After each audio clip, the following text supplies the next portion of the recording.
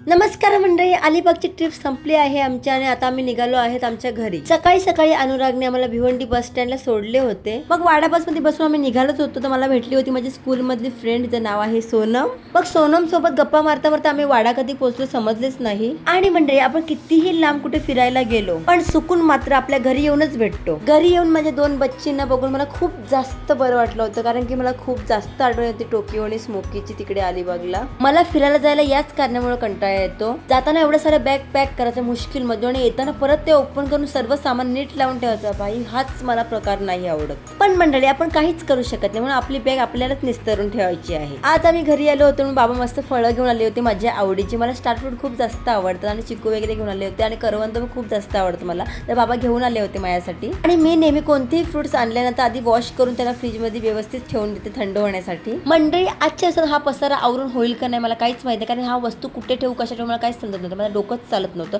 कारण मला खूप जास्त भूक लागली होती आणि खाली पेट मेरी दिमाग की बत्ती नाही चली. सो मी घेतला होता पपई खा. पपई ठुसून मी सर्व काम सोडून गेली होती म्हणजे स्मोकीचे लाड प्यार करायला, कारण माझ्या गोंडस बाळाला मी 3 दिवसानंतर भेटले होते, त्यामुळे मी आज त्याला खूप जास्त प्रेम करेन. चला तर मंडळी, आजसाठी एवढंच. भेटूया नेक्स्ट ब्लॉग मध्ये. मला आजचा ब्लॉग कसा वाटला प्लीज कमेंट मध्ये सांगा.